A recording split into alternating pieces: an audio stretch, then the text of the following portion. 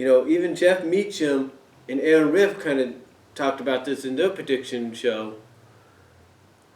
And it might be the only way you're going to send the crowd home happy. It really is. But this one is up in the air. It really is. I mean, to me, I would like to see Roman win it clean without a cash-in and at least test the waters maybe with him. And maybe have the cash-in at least the next night. Let him at least have 24 hours as champion. Maybe even do the same with Brock. Let him retain and let him have a remaining 24 hours before you do a cash-in. But the cash-in to me doesn't sound like it's going to happen ever. It doesn't. And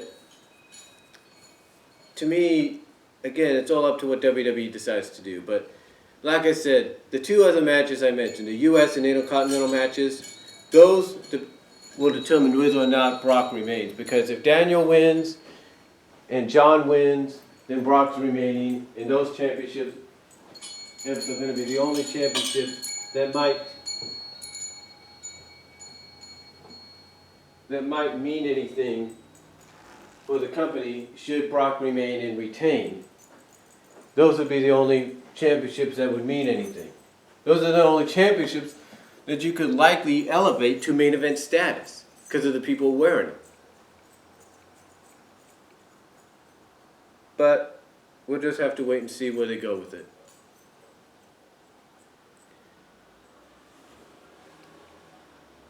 As far as Randy Orton and Seth Rollins, now I know this is not going to close out the show, but it might be close to the finale, or at least in the middle.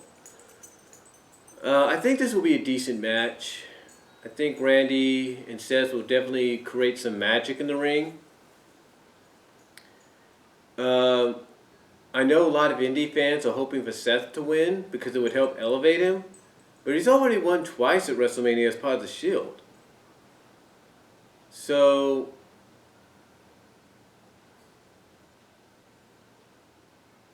to me,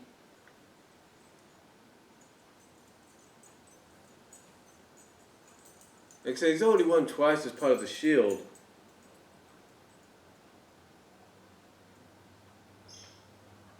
So to me, I think Randy has to go over here.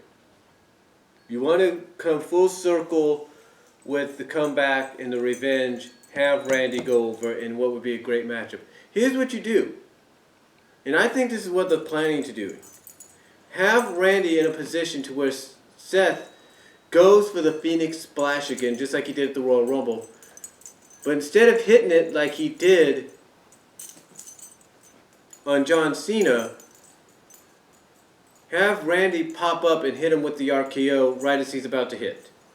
Just like he did with Evan Bourne when Evan Bourne tried to, Matt Sydal, when he tried to do this shooting star press airborne on him a couple of years ago on Raw, Randy hit him with an RKO, right?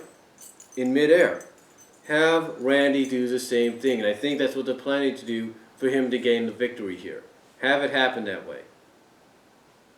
And whether or not Seth cashes in that night and becomes champion, which would set up to Randy and him for the title at Extreme Rules, doesn't matter. It doesn't really matter because you gotta it does matter, but if you want to have a WrestleMania moment people are going to talk about, even with an unforgettable WrestleMania like this will be, or a forgettable one, as people are saying this one will be, have Randy hit an RKO on Seth Rollins in midair as he's going for the Phoenix Splash.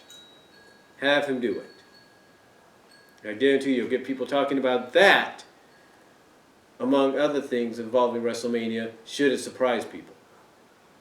But I do predict Randy to win, and I predict him to win in that fashion. I just see it coming. I just do. I don't know why. I mean, Seth is just the kind of guy that can make it happen and help pull it off. I really do. So that is my WrestleMania predictions and preview video. Hope you guys liked it. Let me know what you think down below. Sorry this was in 2 or 3 parts. But hey, for some odd reason, this camera likes to split after 20 minutes. So,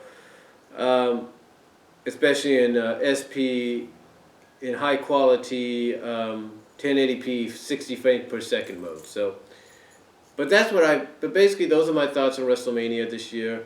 Let me know what you guys think down below, whether you agree or not. And I'll talk to you all later.